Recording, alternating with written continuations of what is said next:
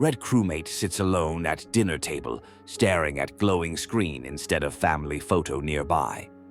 Blue crewmate throws old family letters into trash, choosing digital messages over handwritten memories from grandmother. Yellow crewmate walks past elderly green without helping, focused only on completing tasks for personal advancement. Purple crewmate deletes traditional music from playlist, replacing cultural songs with trending viral sounds from internet. White crewmate ignores religious symbols in chapel, treating sacred space like ordinary room for meetings. Orange crewmate laughs at old customs during ceremony, mocking traditions that previous generations held dear.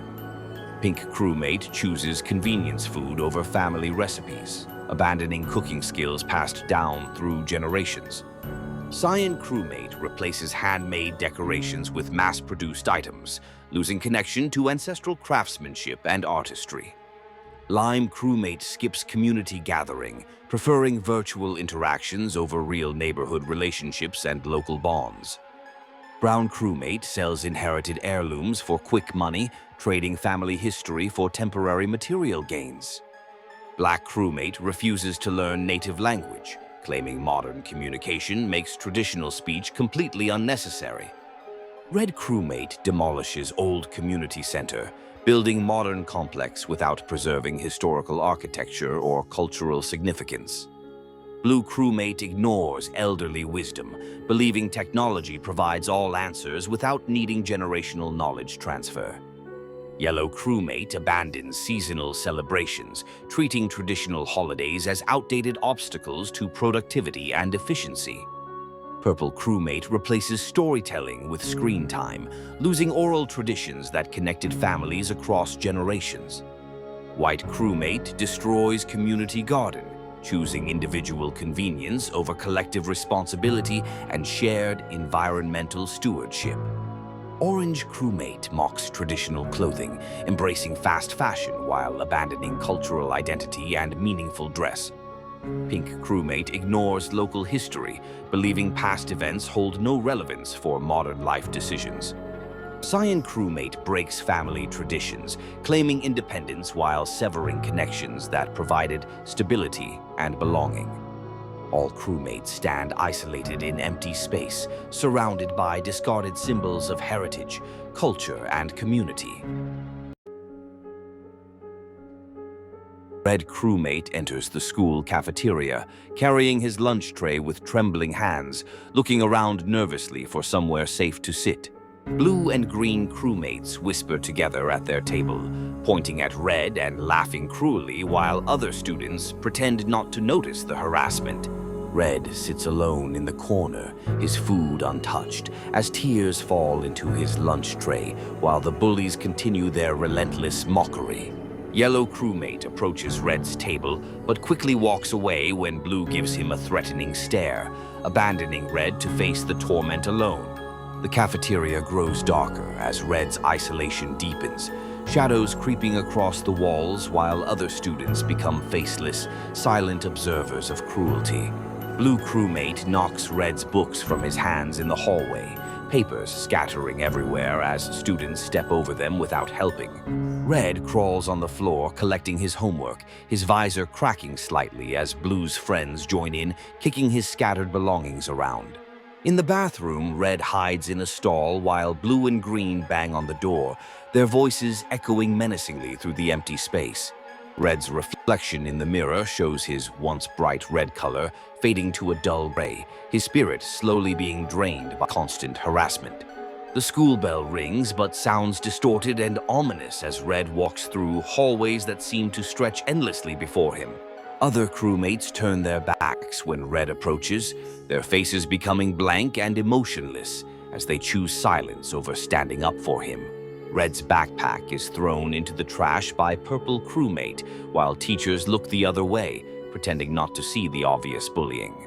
The classroom becomes a nightmare as Red's desk is covered in cruel drawings and hurtful words written by his tormentors during lunch. Red tries to speak to the teacher, but his voice makes no sound, his words trapped inside while the bullies smirk knowingly. The playground transforms into a prison as Red is surrounded by his tormentors, their shadows growing larger and more threatening with each passing moment. Red's lunch money is stolen again, his empty pockets a reminder that even basic needs become weapons in the hands of bullies. The school nurse's office becomes Red's only refuge, but even there he can hear the bullies' laughter echoing through the thin walls. Red stares at his phone, seeing cruel messages and embarrassing photos shared by his classmates, the digital harassment following him home relentlessly. The final bell rings as Red walks home alone, his footsteps heavy with despair while his tormentors celebrate another day of cruelty. Red sits in his room, staring at the wall as his bright red color completely fades to black, consumed by the darkness of relentless bullying.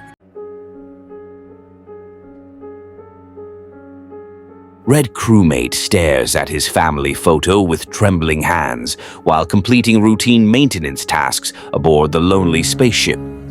His wife's beautiful smile haunts him constantly as he fixes electrical wires in the dark, cold corridors of the vessel.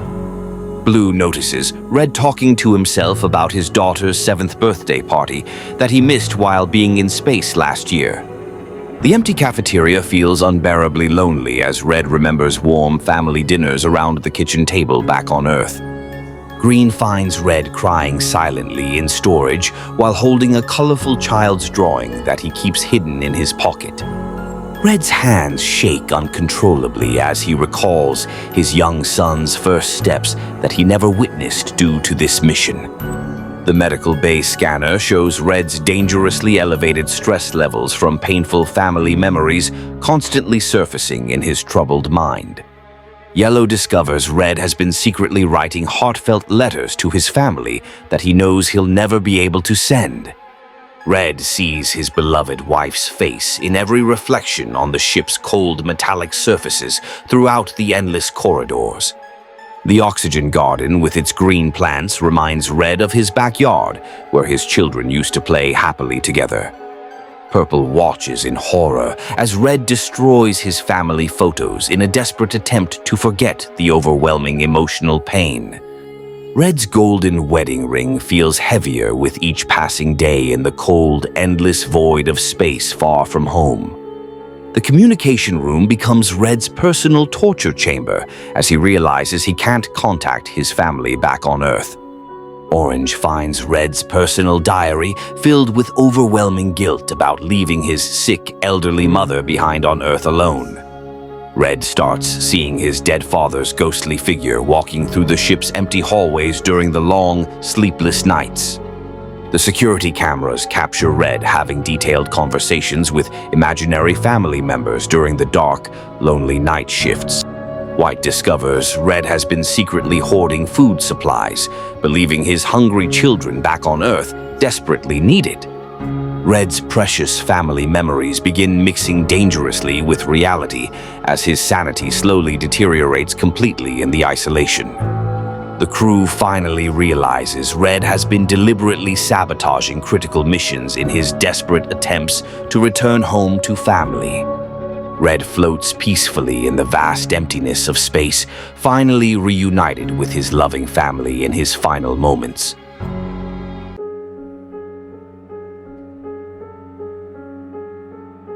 The spaceship drifts silently through the endless void of space. Red crewmate wakes up in his quarters, feeling confused and disoriented. He cannot remember how he got there or what happened yesterday. Blue approaches Red in the cafeteria with a concerned expression. Red stares blankly, unable to recognize his longtime friend and teammate. Blue's face shows growing worry as Red asks who he is. Green and Yellow discuss Red's strange behavior in hushed tones. They notice Red keeps forgetting simple tasks and repeating the same questions. The ship's computer screens flicker with strange symbols nobody recognizes. Red stands in the medical bay staring at his reflection. His own face looks foreign and unfamiliar to him. The medical scanner shows normal readings, but something feels terribly wrong inside his mind. Other crew members gather to help Red remember basic information. They show him photos of past missions and shared memories. Red's eyes remain empty and confused, as if seeing strangers' lives. Purple discovers strange devices hidden throughout the ship's corridors. The alien technology pulses with an eerie blue light. Each pulse seems to coincide with crew members forgetting something important about themselves. The crew realizes their memories are being systematically erased and replaced. They find logs of conversations they never had and missions they never completed. Reality becomes increasingly uncertain and frightening. White tries to destroy the memory manipulation devices with tools. Each attempt triggers painful headaches and more memory loss. The alien technology seems to defend itself by erasing the attacker's intentions. The remaining crew members write notes to themselves desperately. They tape reminders on walls and record voice messages. But even these external memories begin changing when nobody is watching them. Orange wakes up believing he is the ship's captain. His false memories feel completely real and detailed. The other crew members cannot convince him otherwise, as his fabricated past seems more vivid than reality. The spaceship continues its journey through space endlessly. The crew no longer remembers their original mission or destination. They exist in a perpetual state of confusion, living lives that were never truly theirs.